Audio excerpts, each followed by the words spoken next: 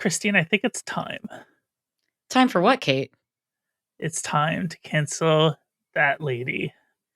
Whoever do you mean? Who are we canceling today? We are canceling the Queen of Black Mold herself, J.K. Rowling. Oh, this will build on your Cancelo Wizardo episode from a couple years ago. God, that. Yeah, not the first time we've hit this up on the podcast, but, there's a show coming out and there's a lot of discourse online about what do we do with the Wizard series. So we get into all of that. We have Jessie Gender coming up as our guest, and let's get into it. Hey everyone, I'm Katelyn Burns. And I'm Christine Grimaldi. And you're listening to Cancel Me Daddy, the show where we take a closer look at all the panic around cancel culture. With thoughtful analysis. And verbal shitposting. Jessie, welcome back to Cancel Me Daddy. It's good to see you. Yeah, I'm excited to be here. Does that mean I'm getting canceled? Am I getting canceled now? No, not yet, but your time is coming. Oh, I know. It's on the horizon. But yeah, no, I'm excited to be back. Thank you for having me.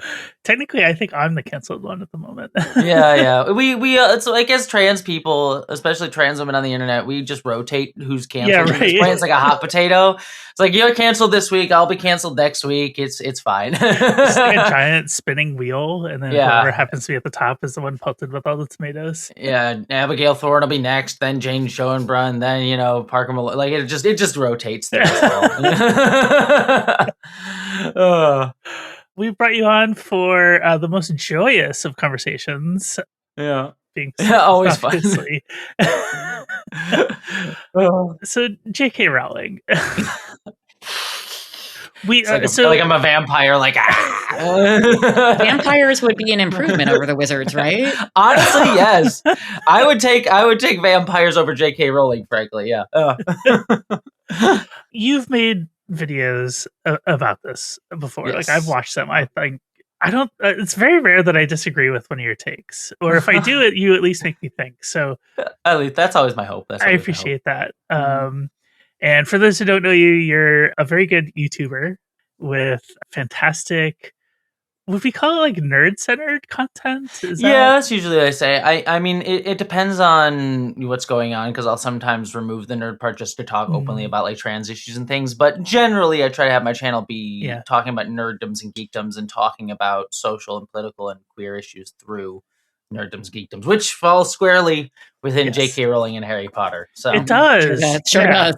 Yeah. And I will caveat all of my statements with I have never read nor consumed a single piece of Harry Potter stuff. So all of my that's surprising considering. Yeah, I know. So all of my exposure to this has all been secondhand. I will see that my kids have read the books and seen the movies. I was not able to stop that. I have friends that grew up big Potter fans. In fact, I just had a discussion last week with one of my best local friends about this, and I think this is a good place to start because I knew in high school that she liked Harry Potter, right? The thing about me is I'm a year older than my grade, and I think I missed the Harry Potter craze by a year. So I'm a certified Tolkien head. Yay! Yes, good. Also, speaking, I did not get the Harry Potter bug. Yeah, there you go. Appreciate I love that. Oh my god! Yeah. Smog and the Lonely Mountain, right there. That is so good. Yeah, we're on the same path. How did we get? Okay. That was a total distraction, but you brought up Tolkien, so I'm like, I gotta do it. How did we get a Desolation of Smaug Hobbit movie with no Smaug Desolation? Anyway, I know. Save that. That's the next podcast. Have me on for that. So, this is a friend who I would say is genuinely, usually well informed about things. And she and I have talked in the past about Harry Potter, and she knows that I just don't fuck with it, right? And that I've written things. I've been on TV to talk about J.K. Rowling, which is a very weird statement to say out loud. And she asked me, was I upset or disappointed in her when I found out that she bought Hogwarts Legacy for her kids? And I had to stop and think for a second. This is a friend who I genuinely value. Like, I would give my life for this friend. And this is not enough for me to end this friendship, but yes, I was disappointed, was my answer. And I explained to her, I was like, look, like, she takes her money and directly funds serious and direct anti-trans in the United Kingdom. And I explained to her, we were talking before we started this recording about how J.K. Rowling started a whole fund that funds legal challenges to trans rights in the United Kingdom. She funded the 4 Women Scott Supreme Court case, which redefined sex purportedly, I'm going to say, under UK law, because I know it's disputed. Yes, yeah. And if there's a bathroom ban in the UK in the coming years, it will be directly because of her. And I bring this up because she had no idea about that. Yeah. So I know this is a very long introduction to this question, but like, has somebody who is plugged into these discussions and sort of fandoms and all of that, like, what is your perception of the level of awareness that people have for how she harms trans people? It's especially now that the Harry Potter show is coming out. We just had a trailer drop a week ago, which, a complete aside, the artistic merits of that show baffle me. I'm like, it looks like if I didn't know better, I would have thought that trailer was like an AI generated trailer based off of the original movies. It looks like just so bland and copy paste from the original movies. That's a complete side point. By the way, I saw a still frame and it looked like Game of Thrones. Yeah, it's like dark and everything, because everything has to be desaturated nowadays. It's Anyways, that's a complete tangential point. Like, what is the like slopification of Hollywood and how Hollywood just nostalgically trying to steal everything. But I do feel that since the show is coming out and there is this giant push by Warner Brothers to try to be like, all right, we're going to redo Harry Potter. We're going to try and pull from your nostalgia. And it's sort of the biggest push to date that we've got of some Harry Potter property since J.K. Rowling has sort of come out with reviews. I think the only other major Hollywood piece was the Fantastic Beasts movie, and even then only the 3rd movie was really out during the sort of post of sort of like, going full mask off. The sentiment has become more and more aware. The conversation has grown over the years, where there has been some discourse, like you and I were both kind of in the trenches with the video game Hogwarts Legacy, which was sort of a big game coming out in the video game sphere a couple years ago that had this conversation sort of swirling around it as well. And at that point, there was a large push to do this education as well. I myself wrote a big article in GameSpot. It was a big conversation between many outlets about whether or not they would cover it. GameSpot, which I was working for at the time, they made the determination that they would cover news aspects of the game, but they wouldn't necessarily cover the game itself, like doing any like gameplay stuff, which I was really thankful for. As a big conversation that we had at the company.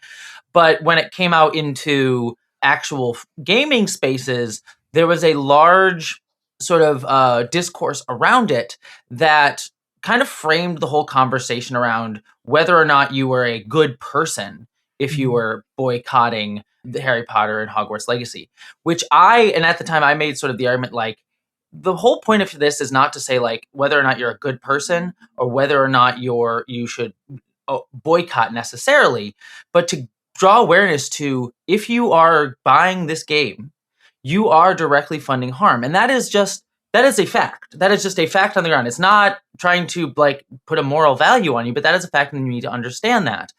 But by placing it into this discourse that ultimately feels a culture war discourse, it became very us versus them. And the big thing that I saw falling out of that is you saw like Twitch streamers, for example, who said, well, I want to support trans rights, but I also just want to play this game. Why can't you let me play this game? And this thing that happened where people get angry at them, they get angry at their fans, and people sort of having this conversation. And it just became this thing of, oh, look at the trans activists going after and attacking poor little Twitch streamers. And that sort of being taken in a culture war right-wing way to sort of push this idea of, trans activism going too far, which is a narrative that we see. And it's one that ultimately benefited J.K. Rowling. I mean, for me at the time, not to continue ranting, I'll try and wrap this back out so we can keep going. But like at the time, like I even got retweeted by J.K. Rowling herself, who was basically like using, where I literally said essentially like, what I just said, which is, I'm not going to judge anyone for like keeping their Harry Potter merchandise that they've already bought, but if you buy more merch or contribute to, the Harry Potter franchise, you are contributing to harm. And she retweeted me. I forget exactly what it was, but it led to harassment of me. And it pointed out to me that all of this discourse on that level does ultimately benefit her, because she loves to create this culture war narrative that she is at the center of, that where she becomes this sort of galvanizing either you're for or against her, that then she can sort of use to prop herself up. What I am starting to see now, to get back to your question, is that same conversation on a much larger scale. But it seems to me, at least, and maybe we'll see how this changes when the actual show comes out, we get close to the actual show coming out. It does seem to me to be a slightly bit of a temperature change towards more people seeming to realize that this is contributing to harm. And while there is a culture war element to it, with a lot of right-wing folks very much supporting J.K. Rowling, I think a lot more level-headed folks seem to be at least more on the, oh yeah, she is contributing to harm, and sitting a little bit more with wrestling with what that means for their contributions to this franchise, especially, and it doesn't hurt that the show looks terrible. And so I don't think people feel as much as a need to invest in the franchise as much anymore. Yeah, I think the whole, am I a good person if I consume X or Y, is an asinine question, right? Because it looks inward instead of looking outward. Yes, very much so. Yes. Yeah, it's a lot of what our culture tends to do. Is our culture wants to try to essentialize people, being like, you're a good or a bad person. That's what we all get into, like the canceling thing, right? Which is like, oh, they're a good or bad person, when really what we should be talking about is actions and actions effects, and what that means, and how you can, what harm you may be contributing to or causing by your actions, and how you can try to work to mitigate or try to do better or make up for any harm that you've caused. And I think that that's probably the much more potent and important question, rather than trying to essentialize whether someone's good or bad, which is a very like Western culture, very Catholic, like I need to, vent my sins sort of thing. Bless me, what I mean? Bless me, Daddy. Yeah, exactly. I think this camera view, you can't quite see it, but there is my Cancel Pope hat in the background. Beautiful. Pope Cancel us the first. God, it seems like we reference that Pope cosplay episode almost every week. So I have a 2-part question for you. Looking back to the Hogwarts Legacy thing, which like I tried to stay out of, probably for the better for your mental health. A noble attempt, Kate. Yeah. I mean, we did a really good episode on it back then. I think, Christine, you have the title of it, which I have forgotten. Cancelo Wizardo. Oh yeah, that's right. It was good. Beautiful. It was really good. That is an Oliver title special. Shout out to Oliver. I mean, that's better than what J.K. Rowling names her characters, as you've written about, Kate. Oh, and we mocked her character names relentlessly. Oh, God, yes. Yeah, let's name the black man Kingsley Shacklebolt, or the one Asian character you have, Cho Chang. Yeah, that's great. Yeah. 2 questions. The first one is, do you think that the difference in the discourse now between back then, the video game, and now with the show, is that Hogwarts Legacy was, from what I understand, like genuinely a new way to interact with the whole Harry Potter world, versus the show being a retread of movies that have already been made. People have already seen it. I think there's also like a general cultural exhaustion with remakes. I saw somebody saying we should remake the Lord of the Rings movies, and I'm like, why? They are almost perfect. Yeah, like what will we gain? I saw that too. I was like, what would you gain out of remaking those movies? What could you possibly do better? Especially right now, where everything would be on the frickin' volume or whatever. But I would kill for a version of the Lord of the Rings where the Army of the Dead is not at Pelennor Fields. But that is I'm an extreme nerd. And Christina has no idea what we're talking about. Look, I just want watch it when you come visit. Yeah, I just want my little freak Tom Bombadil, and I say this as someone who watches The Rings of Power and doesn't hate it as vehemently as other people. Like, it is, let me put it this way, The Rings of Power is trash, but it is my trash, because it literally has Sauron being like the like gossipy girl at someone's workplace, like, ooh, look at the rings she's building, don't you think he's being, it's so soap opera. I love it. But like, I want my Tom Bombadil, that's what I want. I want my little freak Tom Bombadil, not the one from Rings of Power where he's like depressed Yoda for Gandalf, but I want wife guy Tom Bombadil. Okay. Please. Yes. But yes, going to your question. Yeah. Sorry, yes. So my first question is, do you think that the difference in how people are reacting to the question of J.K. Rowling has to do with the format of this particular entertainment product? Yes, I think 100%. I think a large thing that I saw coming out of Hogwarts Legacy was a lot of people being like, "Well, this is the game that I've wanted my whole life." Like, you know, and I got it to a degree. Like, you know, as much as we can sit here talking about the numerous issues with the actual Harry Potter stories, of which there are numerous, you know, I myself have a certain level of nostalgia for it, and I always kind of had that dream growing up as a kid, because I was a Harry Potter person, of going to Hogwarts, and there were video games at the time that I loved, but they were very PS2 era games that I, again, have nostalgia for. And this was a game that looked like, oh, it is going to be allowing me to like go and live out that Hogwarts dream. And so there was this level of nostalgia and that people were like wanting to experience this game. But it was also a new way to do that and sort of living out their fantasy. And I think what a lot of people were feeling at the time, and this is a case that I see a lot of the time when we have discourses like this, not just around Harry Potter, which is people not wanting to have something taken away from them that they feel that they want.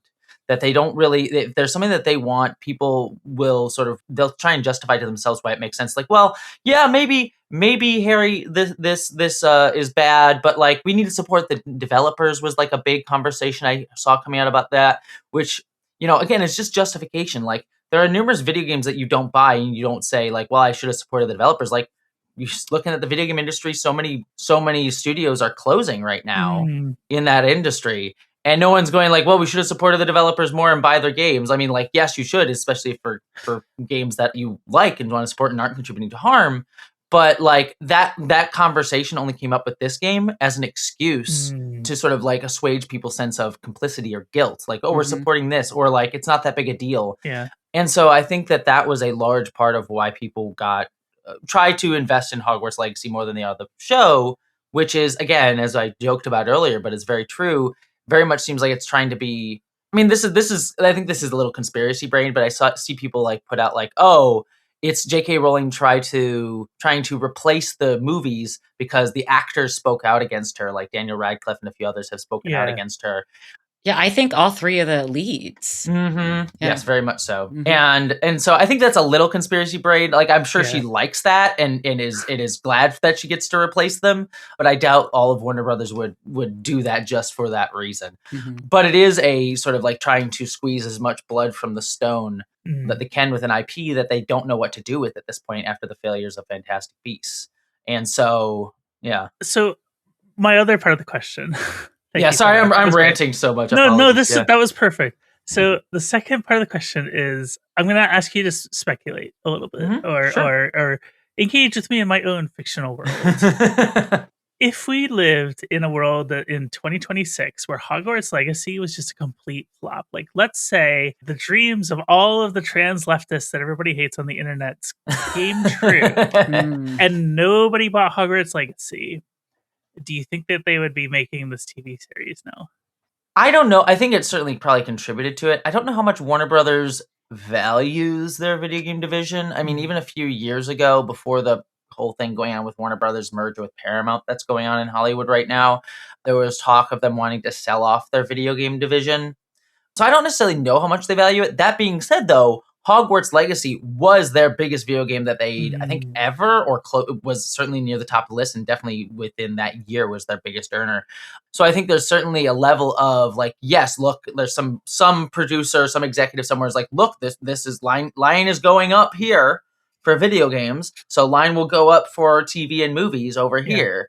But I also think it's a large part of the amount of investiture Warner Brothers has had and put into Harry Potter, both at the like the Universal parks, even though that's Universal, but a lot of money there, the Fantastic Beasts movies, like so much merch that still gets made and gets put around for Harry Potter, that I think they just want to try and keep that cash cow going.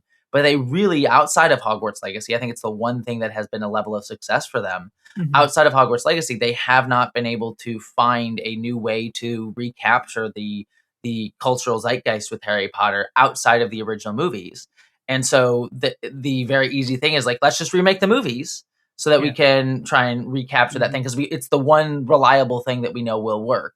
Though obviously with our nostalgia fatigue and everything, there's again only so much blood you can wring from the nostalgia stone. So the nostalgia stone seems like something that is in Harry Potter. Yeah, right. I was like, can I make this about? As I was saying, I'm like, I feel like there's a better metaphor I could make for like the Sorcerer's Stone or something like that. You know, if I was being very poetic about it. How much do you think that this kind of awareness has translated offline? Kate, you talked about your friend, and I mean, at this point, like as the cis person on the podcast, I feel like I've heard about it. I've heard about it for a long time.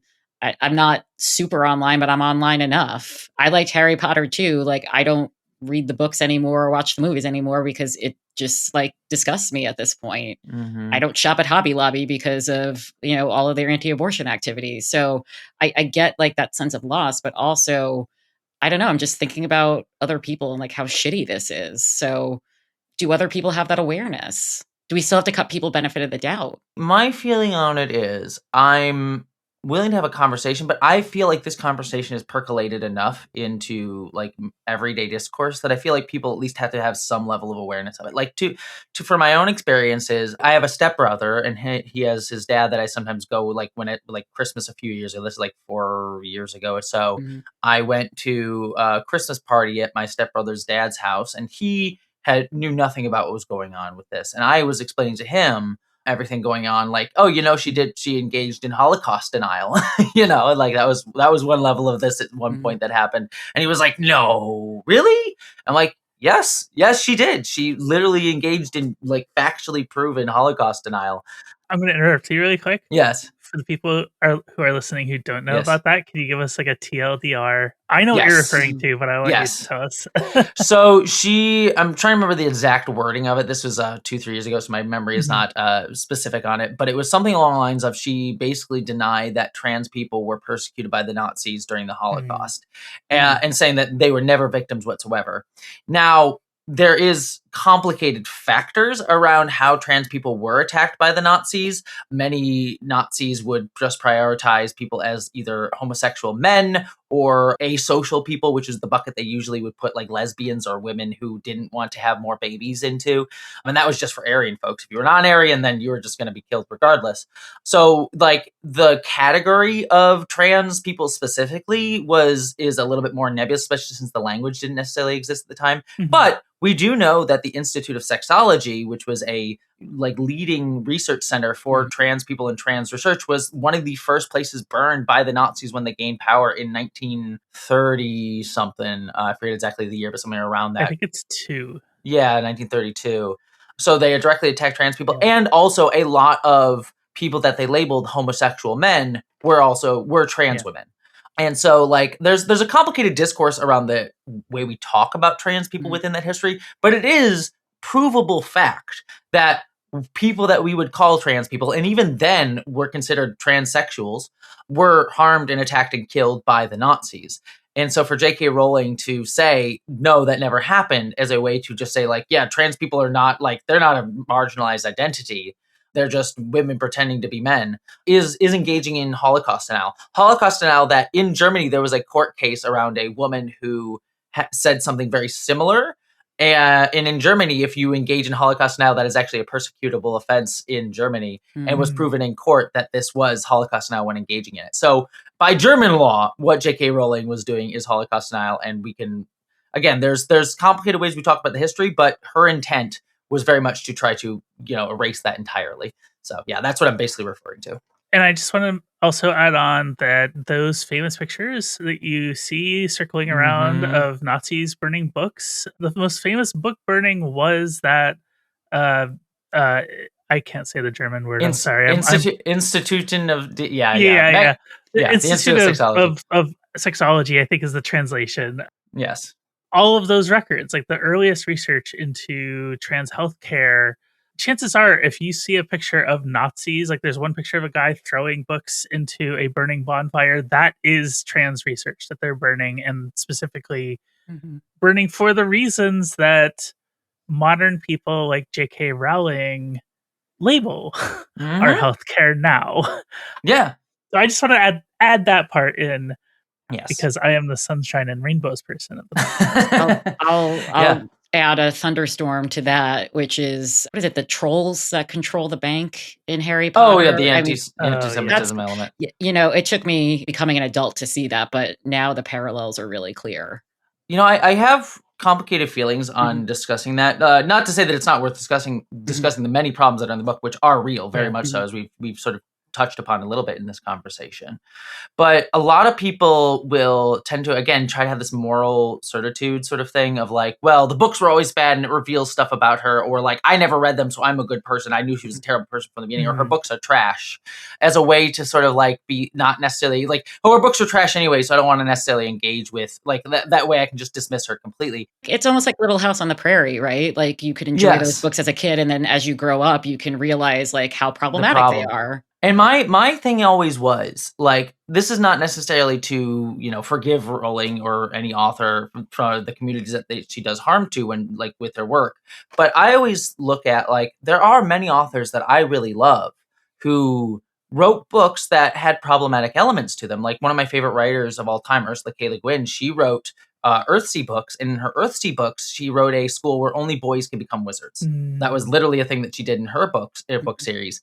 And years later, she came back to the series and was like, oh, this is actually a problem. And there was a lot of internalized misogyny that I was dealing with when writing with these books, as beautiful as they are. And so she wrote a fourth book where she engaged directly with the problems of that and did a whole book about how women were ostracized from the community. So I always am like, you know, not to necessarily, you know, forgive authors for certain things, but to say that there are authors who look at their works and say, oh, this is problematic. Let me re-engage with, or try to, you know, fix or engage with, or talk to fans, like, be open about it and engage with their works on that level. But J.K. Rowling has always had this holier than thou, I'm better than you, and my works are perfect, and how dare you criticize me element to it. But her books are full of fat phobia, storylines of like the slaves need to be taught by the white girl that they're actually slaves and that they should fight back. Yeah. Like, these are all very upper class white feminist viewpoints that J.K. Rowling clearly holds, that if someone were to engage with and try to bring into a conversation about the work, would be great. But at this point, she's shown no willingness to do that. And because she is so much at the head of the franchise, no one can actually really do anything meaningful with that. Like, in the Hogwarts Legacy game, there is a trans character, it's worth mentioning, who is very tokenistic. She's very much, you go engage with her and she's like, hi, I'm trans. Did you know I'm trans? I'm Transy McTranser, the wizard. Wait, what was the character's name? Because I remember that was really Serona. Yeah, Sir. Yeah, of course it was. Very Harry Potter offensive. Christine does her research. I just did a fun deep dive.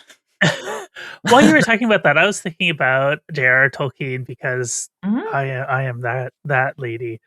He has actually written, I think, in his letters, maybe have been published, about some of the problematic elements he had to the dwarves in The Hobbit, and how they engaged with anti-Semitic tropes, and he actually acknowledged that. And I don't think he came out and outright said this, but there is speculation that he kind of like realized how he treated dwarves in that Hobbit book, and then wrote Gimli to be different.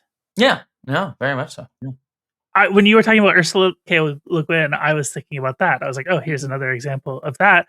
And I wanted to bring up Tolkien again because A, I'm obsessed, and B, I actually brought this up with my friend when I was talking to her. I was like, look, Tolkien was a avowed Catholic and a British man. And if he was still alive today, he'd be a very old British Catholic man. And I can only imagine what he would think of trans people. But he's dead. Yes, that's the thing. Yeah. So if I buy his book, like, the money it goes to his estate, right? And obviously we can look into what the estate gives to and all of that, but it feels different to me. And I was wondering if you felt the same way, and if maybe you could articulate why that would be different. Yeah, a lot of people, one of the other excuses I saw with both like Hogwarts Legacy and even right now is people trying to say death of the author, death of the author. And first things first, people don't realize like death of the author is not meant to be like a way to assuage moral culpability and things. It's a literary tool. It's a way of literary analysis. It is one among many tools of literary analysis that you can use, not a how we engage with author in real terms. So there's that element of it. But again, it's a way of people trying to assuage their guilt and sense of culpability in something.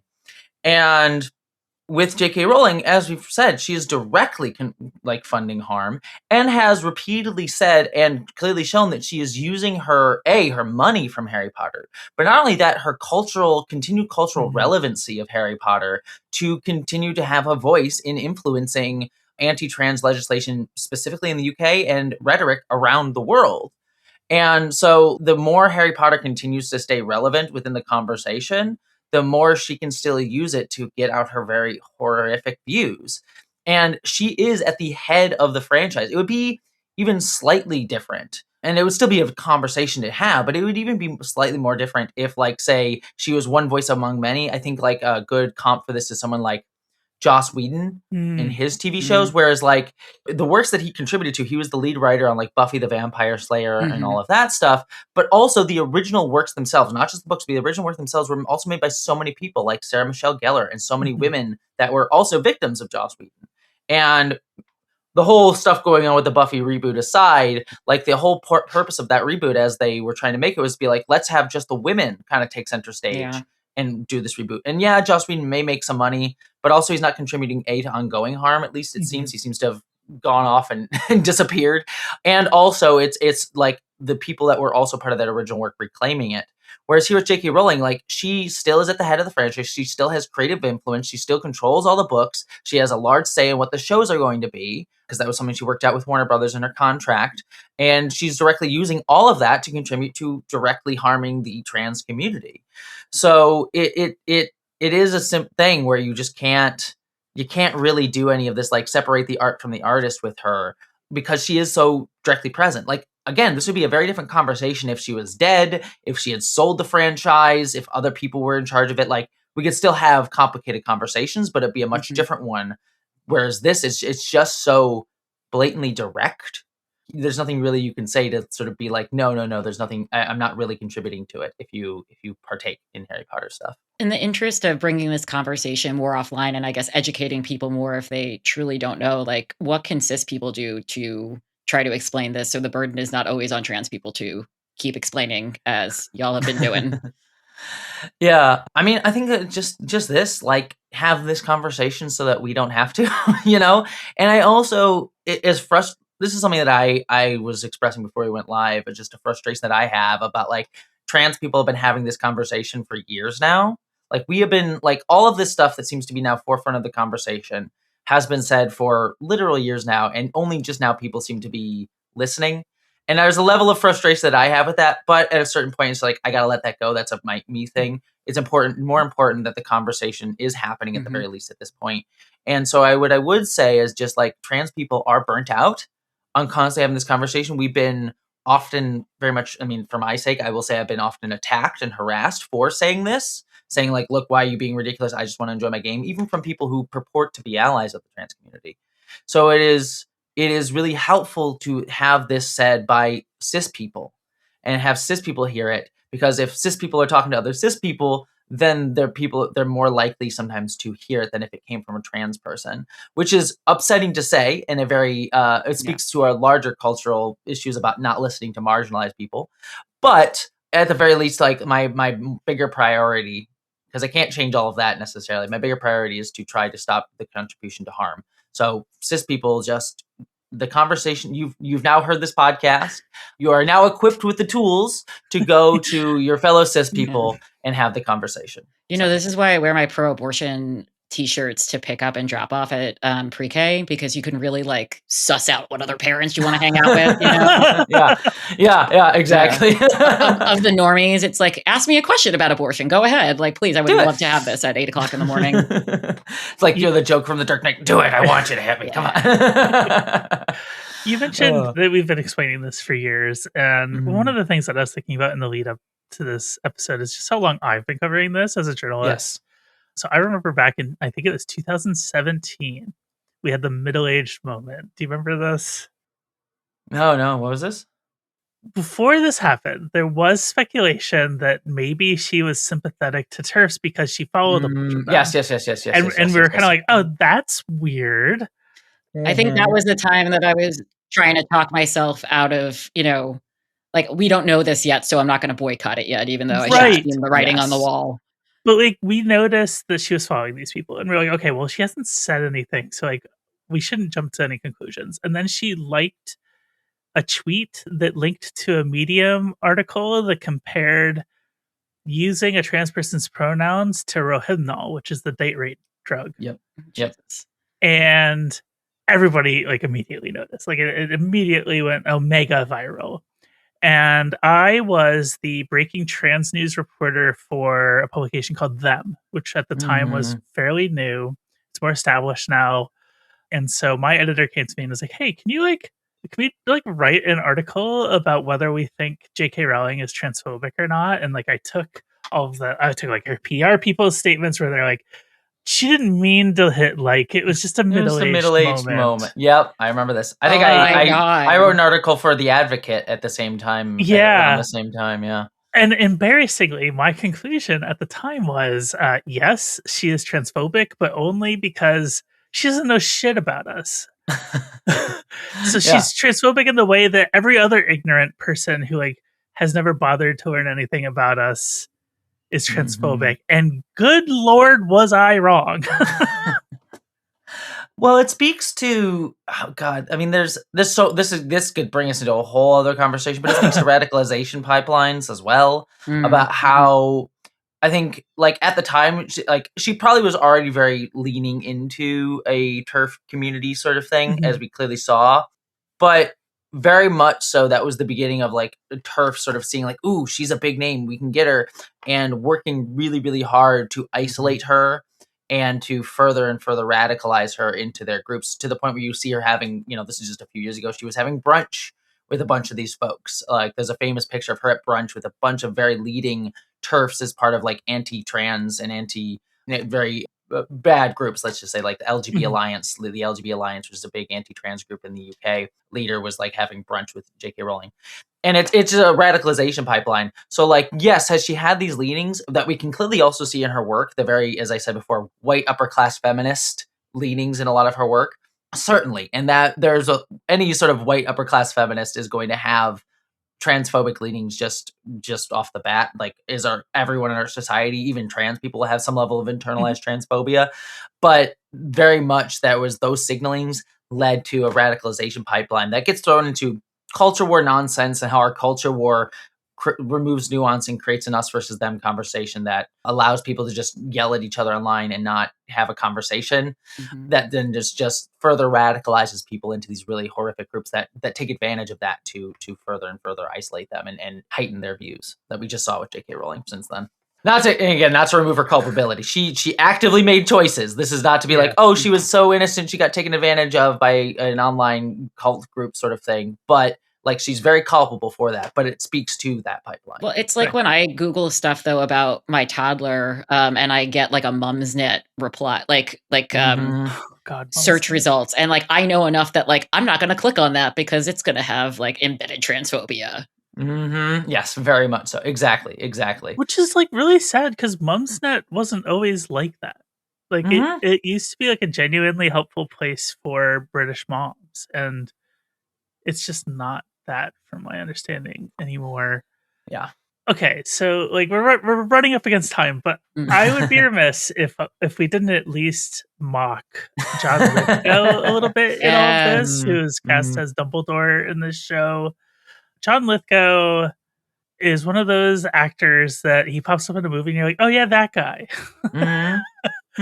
So he's going to play Dumbledore in the new movie. He's very late in his career, but I wanted to note that I wouldn't say started his career, but certainly made a name for himself by playing Roberta Muldoon, a trans woman character in A World According to Garp. I have seen the movie. I don't remember a single thing about it. Stars Robin Williams, I think, in there. Yeah, I've read the books, and the book isn't like permanently seared in my memory just because of the biting the dick off of it all. And if you've read the book, you know exactly what I'm talking about. And if you haven't read the book, I've completely lost you by now. But he was nominated for an Academy Award for this role. Like he portrayed a trans woman. This is in the 80s, I believe. This is in the 80s, yeah. It was back in the time when like one of the ways that you could get an easy nomination was to play a trans woman character. Jared Leto, you know, so many. Eddie Redmayne, who also has a connection to Potter World through Fantastic Beasts. I will say, and I think I mentioned this the last time we talked about all this stuff, but the night that Eddie Redmayne lost the Oscar for Danish Girl, I think was my most fun night on the internet of all time. Because the entirety of trans Twitter was rooting against this guy. Yeah. I'll give him some credit. He seems to have come out against J.K. Rowling in recent years. I'll give him at least some credit because he seems like at least he's trying to be on the right side of history there. So he is. We give him a lot of shit. Danish Girl, not a good movie for many reasons. It's not a good movie. I thought he did like a decent job of portraying a trans woman. I don't think the script did him any favors. And also he was portraying a real life person, and I don't think there was any of Lily Elba in that. Yeah. It was all just a couple of cis guys' idea of what a trans woman is. It's trans trauma porn is what it was. Yes. Yeah. John Lithgow comes in and he's like, I'm excited to play Dumbledore. And everybody's like, what the fuck, bro? Yeah. He's such a unique case because like all the other actors who have taken roles in both the Harry Potter show and also there's Audible audio dramas coming out with like big names like Simon Pegg and like Kit Harington is in it. Kit Harington, yeah. A lot of big name actors are in that. Was Keira Knightley also in it? Yeah, Keira Knightley, Hugh Laurie. Yeah. So not just the show, the Audible adaptations, but most of those actors, both on the show and the Audible adaptations, took the tack of either I'm innocent, like Tom Felton, who was in the Harry Potter, who's replaying Draco Malfoy in the Harry Potter Broadway show. He played the whole, like, I wasn't really aware of it, and it doesn't really affect me. Nothing brings me to the world together, the Harry Potter. A lot of other actors plays Hagrid in the new Harry Potter show. He put the tack of, like, well, I disagree with her, but we're allowed to have our disagreements, and I want to focus on Harry Potter.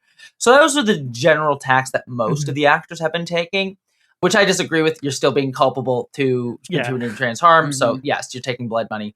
But Lithgow is so fascinating because he kind of took a different tact in that he has played trans women in the past, you mentioned. Literally this year or last year released a movie called Jimpa where he played the grandfather of a non-binary kid. The movie's about that. And the non-binary kid was played by a non-binary actor who he revealed that they reached out to Lithgow when he was cast to say, hey, don't do this. This is hurtful.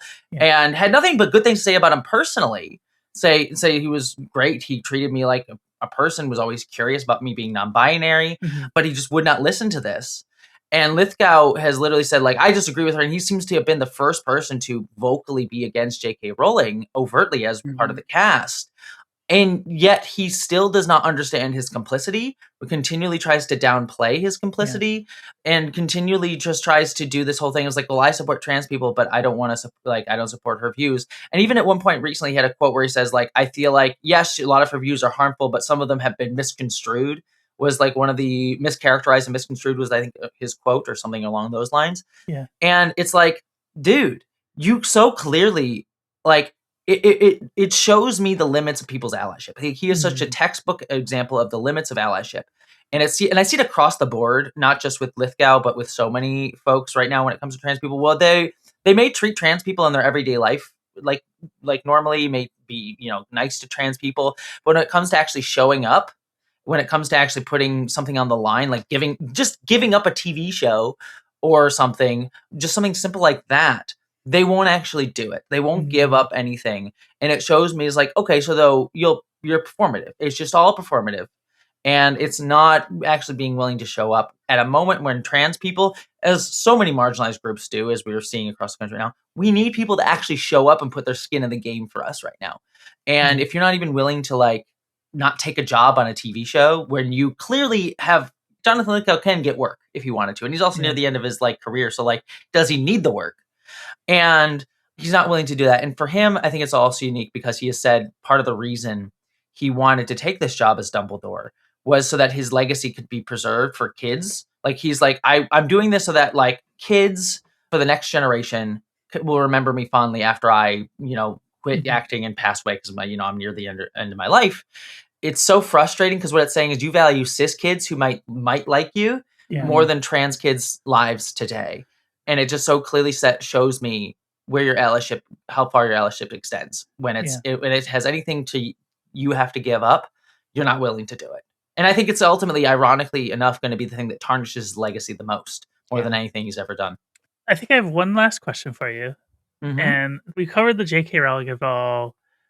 We're talking about other actors now and other people who are involved in these projects. And I wanted to get your take on like, what's the line with these people, right? Like we brought up other people who are doing like, let's say the audiobook, right? So I'll give you an example for me of Kit Harington is in this project. And I loved the Game of Thrones show, until season 6, let's say. Yeah. So, but like, if I see Kit Harington in something before, I would be like, oh, I'd probably watch that just to see like how much has he improved as an actor and all of this stuff. And I think now I probably won't, right?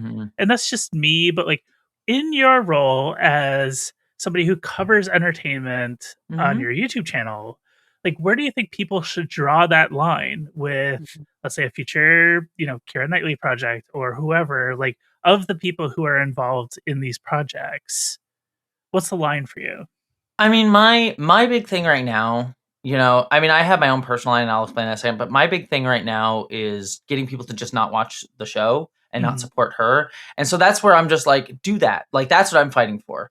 As much as like I could explain my own thoughts on it, and I will in a second, I don't want to extend it so far so that people don't want to listen. You know what I mean? Like if I go like if you watch anything with any of these actors going forward, you're awful. And it's like it's gonna be counterintuitive to what I ultimately think is the main thing to focus on, which is like if you are a person, do not watch the Harry Potter show, stop buying Harry Potter merch as best you can, stop talking about Harry Potter outside of the context of J.K. Rowling is awful.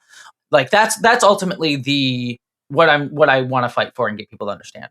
For me personally, though, and everyone's line is going to be different, but for me personally, though, for these actors and other people who are involved in these projects, if they're an actor in something that I've already started watching, like for example, The Boys is coming out in a few weeks, and Simon Pegg is an actor in The Boys as a secondary character, and like it's a show that I've already started watching and been watching for a while, and I do like the show. I like other people in it, like Jack Quaid. I know him personally. He's very, very sweet and very supportive of trans people. And so like, I'm not going to stop watching the show just because Simon Pegg's in it. But what I am going to not do is if there's a show that comes out where Simon Pegg is the lead, people involved in it creatively, I'm probably not going to watch it. I'm going to be like, you didn't show up for me as a trans person. I'm not going to bother giving a crap what you do going forward. If an actor pops up in a thing, I'll probably wrestle with it individually, depending on like how involved they were, what their role is. But for me, the line for me is like, if any of these actors are like the lead in a large work, I will probably not see it unless there's some other extenuating case that, I should see it for, my work or whatever. But at the end of the day, what I just would share for other people, like draw your own lines. Like everyone's going to be different. And I think that that's okay to wrestle with. The big thing that I just want to get across is stop supporting Harry Potter. Stop supporting J.K. Rowling. That's the main thing for me. I think my last question is, since we're not doing carbon offsets for transphobia, can a boycott be effective of this new Harry Potter series? I think especially this one, I think what's different between Hogwarts Legacy, we kind of touched upon it earlier, is like quality and what's going into it. This is why back when Hogwarts Legacy came out, I did not necessarily call for a boycott. It was more like, I want to use this as an educational moment to try to teach people what harm they're contributing to, and not necessarily like, I wanted people to not buy it and not contribute it, but I was not going to be like, let's do a boycott, especially since like, if you do a boycott and it fails, it looks bad. And I knew that this was probably going to be a big game. So I was like, let's use this as an educational moment. But then it got turned into a boycott for larger reasons. This show, I think, could actually be effective, especially because if we're just talking tactically about it, it doesn't look like a good show. So I think it's a great educational moment for around trans issues, around J.K. Rowling specifically, and also one that I think people are not going to feel so upset about giving up anyways. And so they are going to be more willing to listen to it. Like, again, it's cynical of me, maybe, but it is one of those things where I'm like, I realize, like, when it comes to being a trans person, people want to be comfortable, and they're only going to listen to certain issues when they start to be uncomfortable. It's what we're seeing with stuff with ICE going on right now. It's like, people have been pointing out ICE as a problem for years now, but right now, when it's become such a big problem, so making other people this uncomfortable, and that they recognize it.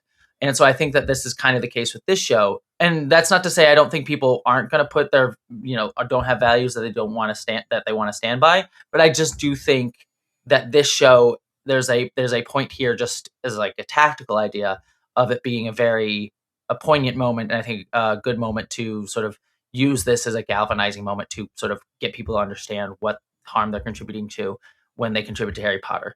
Hopefully that makes sense. It's one of those, like, it's one of those things where you have to, like, we can make these arguments all day, but there's also a little bit of political calculus you sometimes have to make with these things. So, Just to wrap up, in case our listeners live under a rock, where can they find you and follow your work? You can find me at Jessie Gender on YouTube, which is where I do video essay style of stuff. So if you like me talking like this, I do that. I'm a huge Trekkie, so I talk a lot about Star Trek. I have 2 of my own podcasts. If you're interested in that, I have a podcast called the Frack This Podcast, where we are rewatching the Battlestar Galactica show and talking about the politics in the show, and also how it's aged very poorly in some regards too, especially around its treatment of women. A lot of sexualized women in that show, but we are also talking about the politics of it. And then I also have a podcast called Genre Friction, which I do with my co-host Spotted Giraffe, who she and I talk about nerddoms and geekdoms from queer and trans, and also she's a woman of color perspective. So yeah. And we will have links to all of that in the show notes for folks. Yeah. Jessie, so good to see you. As yeah, always. Thank you for having me. Jessie. Yeah. You're always like one of the top names on my list whenever we have like a pop culture thing happening, especially if it's nerddom related. Yeah, you need to have me on talking about Lord of the Rings sometime, something positive. I think that's what we talked about last time, kind of. Yeah, a little bit, yeah. So Christine, I'm visiting Christine this summer, and we're actually going to watch The Lord of the Rings together. So, and she's never seen it before, so we're excited about that. Get my popcorn and settle in. I know, what a treat, right? Yeah, it's amazing. Yeah. Thank you for coming on. And to any listeners, if you know John Lithgow, send him this episode. All right, Christine, it's time for Out of Context Cancellations. Are you ready? I'm so ready. Is there anything you want to cancel before we get started? The news. Just the news in general. Yes. I hear you. I want to cancel the rain today at my place. I can't go for my walk, and it's making me mad. Okay, so we are going to jump into reader submitted Out of Context Cancellations, which you can leave us either in the YouTube comments, on our Discord, or you can actually send us a voice memo and we will play it on the show at memo.fm/cancelmedaddy. But first up, we are canceling neighbors who power saw outside at the time another runs a leaf blower. Oh, a cacophony of sound. They added literally 14 minutes later, they said, and now there's a weed whacker. It is that time of year for the outdoor power equipments. Yeah. Unpleasant sounds. We are canceling brain fog. Yes. That one is with me right now. We are also canceling depression. Oh, I would really like to cancel depression this week. Yeah, please. I've had it flare up.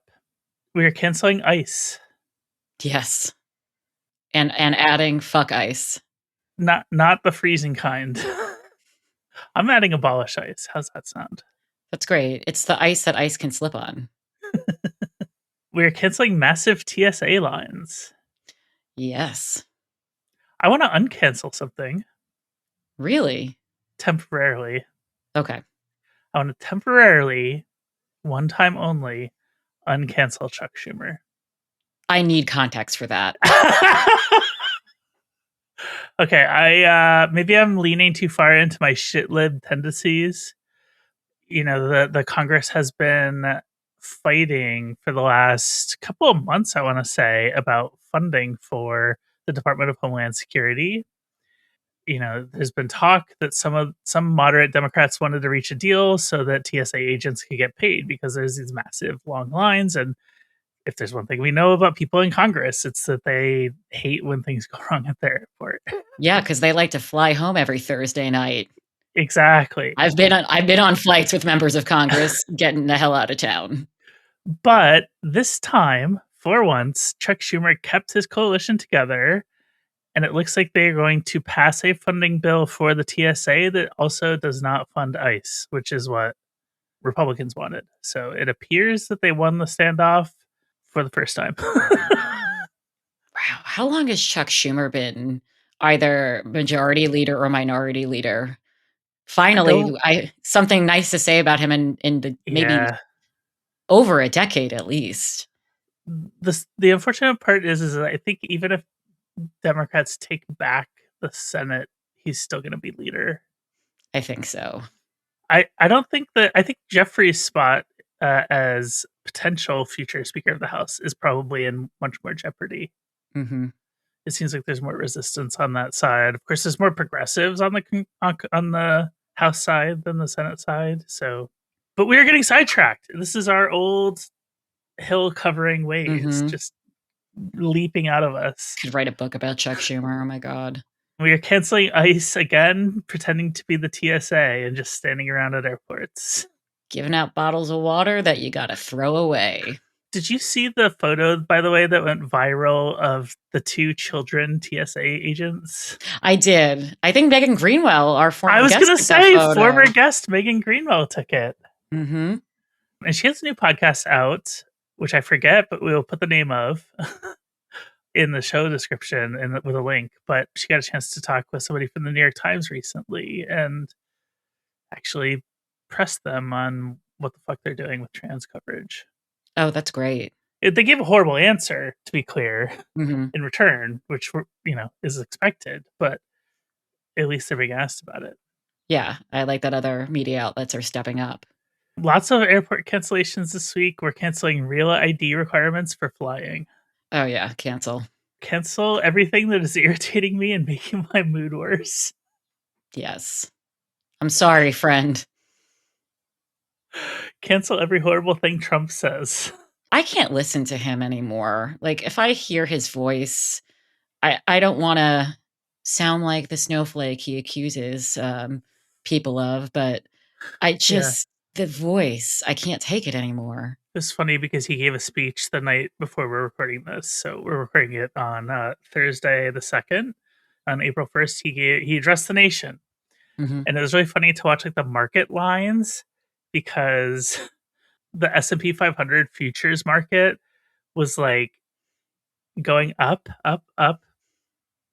And then his speech started and it just dropped off a cliff. And then the oil prices were going down, down, down, and then immediately shot up when he started his speech. And it was hilarious. He really does have a knack for making everything worse. He just has the reverse Midas touch. Cancel the sign-in page being broken on public Wi-Fi. Oh, yeah. That's so frustrating. We're canceling mysterious symptoms of something. Yes. I'm sorry you're experiencing that. Cancel needing to be leery of a group of white boys hanging around the only car in an empty parking lot. Oh, yeah. Cancel that. Talk about phrases that induce fear. Yeah. I don't want to be anywhere near a gaggle of white men or boys. We have a lot of cancellations this week. Yeah. All of these are coming from our Discord. So I love our Discord, folks. Cancel whoever decided that hitting the back button on an Android app should close the app. Oh, yeah. I didn't know that because I don't have an Android. Yeah, I have an Apple also. Yeah. What am I saying? Am I a boomer? I think I might be a boomer. Got an apple. We're canceling I've started an OnlyFans joke that I see at least once every year on April Fool's now. Yes. Oh, there was a great piece by Kim Kelly in Playboy about all of the work that goes into being a sex worker online, if you have an OnlyFans platform, if you have other digital media. And yeah, that joke is really tiresome because it's a shit ton of work. Yes. It's just as much work, probably more work to do an OnlyFans than it is to make this podcast. Yeah, 100%. I would like to just in general cancel April Fools. Yeah, April Fools kind of sucks. It's just cringe. Like, who finds it funny anymore? You know, when my spouse and I got married, we were given 2 dates, and one of them was April Fool's Day. We declined. You know what? If you like April Fools, leave a comment wherever you're like listening or watching this episode, because give a compelling reason why. Yeah, I would like to hear the pro April Fool's line because I find it really tiresome. Mm-hmm. But I'm open to other viewpoints, I suppose. But I just it's hard to tell the jokes from the real life when everything is so stupid nowadays.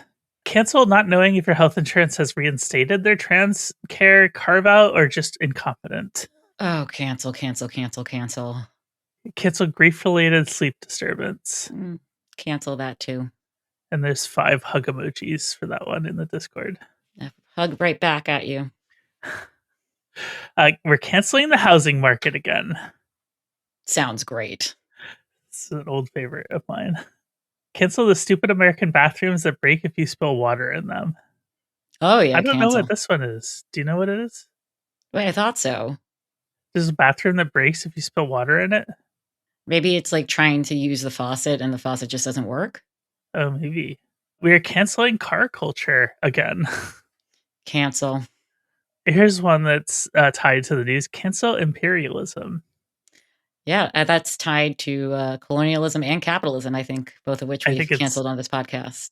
I think it's deeply hilarious that we're going to lose this war with Iran. Oh, yeah, we're losing already. Yeah. Okay, I'm going to move on before I start ranting about the Iran war. My parents are already sick of hearing from me. Cancel ableist parents or just ableism generally. Cancel. I know the context of this last one, and I am not sharing it, but I agree with this person. Cancel AI bros speaking over disabled / neurodivergent people when they object to being used to argue for AI. Oh, yeah, cancel that shit. This happened to me today on Blue Sky. No. The expansion of the broligarchy fueled by AI is really disturbing. If you are still listening or watching the podcast, consider supporting us on Patreon. From there, you can get access to our Discord with our amazing community that we have over there. I just love them all to death. Each and every one of them are just precious to me. I know that sounds weird, but just roll with it because I just like them. And you can do so at patreon.com/cancelmedaddy. And with that, we actually are going to transition now into our Patreon segment this week where we talk about a little bit more about Pete Hegseth, but it's really more about like how betting markets are awful for society. So we're going to play a clip of that now, and we'll see you all in a couple weeks. It'd be like if there was a betting market bet on like, will Caitlin Burns make a bad joke in the next Cancel Me Daddy episode? Yes, no. And of course, everybody's going to bet yes because all of my jokes are bad. But I could bet no one time and then just not make any jokes for the entire episode, and then I win. Oh. And there's nothing stopping that. Which is also like insider. I wouldn't call it insider trading because I don't believe that these betting markets are actual markets. I think they are just gambling tools. Like platforms? It's like a casino. Okay. Kids Me Daddy is a Flytrap media production, and today's show was made by me, Caitlin Burns, and my incredible co-host, Christine Grimaldi, along with our editor, May Schultz. Dee Peterschmidt made our theme song, and Romy Tirico designed our graphics. Transcriptions by Heather Lengefeld. Our thumbnails are made by Sarah at bursty.com. That's BURSSTY.com. Ads by Multitude Productions. Our show is made possible by the incredible cancelers supporting our work, especially the members of our Canceller Hall of Fame, with the great power to cancel all of their enemies. Meg. We appreciate your support. Happy canceling!